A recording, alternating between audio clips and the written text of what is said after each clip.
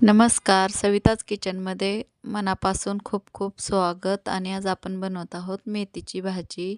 आणि त्यासाठी मी शेंगदाणे असे खरपूस भाजून घेतले आहेत आणि जाडसर असा कूट करून घेत आहे.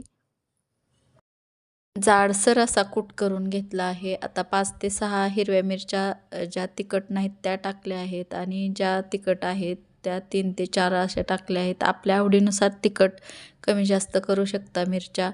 आणि लसूण पाकळ्या चांगल्या 15 ते 20 टाकल्या आहेत. आणि ह्याचा जाडसर असा ठेचा बनवून घेतला आहे. आणि आपण एक जोडी घेतली होती मेथीची, चांगली धुवून स्वच्छ निवडून घेतली आहे. 3 ते 4 पाण्याने निवडून घेतली आहे. आणि आता मी मटकीची डाळ अर्धा तासासाठी भिजवली होती. ती थोडी 3 ते 4 चमचे भिजवलेली.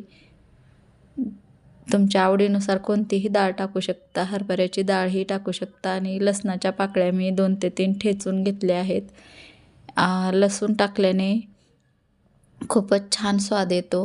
कोण कोण कांदा टाकतं, त्याऐवजी लसूण टाकायचा, खूप छान स्वाद येतो. जिरं टाकलं आहे. जिरं फुललं की आपण हिरव्या मिरचीचा ठेचा लसणाचा जाडसर करून घेतलेला तो टाकला आहे. आता मटकीची डाळ टाकायची आहे. पाणी सगळं काढून आपल्याला ह्यात टाकायची आहे मटकीची डाळ आणि चांगली परतून घ्यायची आहे. ह्याच्यातलं सगळं पाणी जाऊस तर आपल्याला चांगलं असं परतून घ्यायचं आहे, म्हणजे ही डाळ पानचट लागत नाही. आणि आत्ता आपल्याला वरून ही डाळ चांगली परतून घेतली की आपल्याला मेथीची भाजी टाकायची आहे. स्वच्छ धुतलेली, निवडून घेतलेली कोवळ्या काड्या पण मी टाकल्या आहेत त्या भाजीमध्ये, कारण त्याचाही स्वाद छान येतो. आणि तुम्ही एकदा बनवून पहा ह्या पद्धतीने. मेथीची भाजी तुम्हाला नक्की आवडेल. अशा पद्धतीने मेथीची भाजी छानच लागते. आणि आत्ता आपण मेथीची भाजी टाकली आहे कढईमध्ये. चवीनुसार मीठ टाकलं आहे. आणि थोडंसं असं खालीवर करून घ्यायचं आणि झाकण ठेवायचं, म्हणजे भाजीची क्वांटिटीही कमी होते आणि चांगली शिजूनही निघते. 2 मिनटासाठी ठेवली होती. तर बघा छान पाणी सुटलं आहे भाजीला. डाळ मिक्स झाली आहे. डाळ मिक्स चांगली करून घ्यायची आहे, परतून घ्यायची आहे कमी गॅसवरच. आपल्याला कमी गॅसवरच ह्या भाजीची प्रोसेस करायची आहे, मध्यम ते कमी. आणि चांगली परतून घ्यायची आहे. चांगली परतून झाली की आपल्याला अजून एकदा चांगलं झाकण 5 मिनटासाठी ठेवायचं आहे. 5 मिनिटं झाली आहेत. पाणी सुटलं आहे चांगलं भाजीला. आणि आत्ता आपण ह्यामध्ये चांगलं असं भाजी नीट शिजली का ते पाहायचं. आणि वरून नंतर शेंगदाण्याचा जाडसर असा कूट टाकायचा आहे.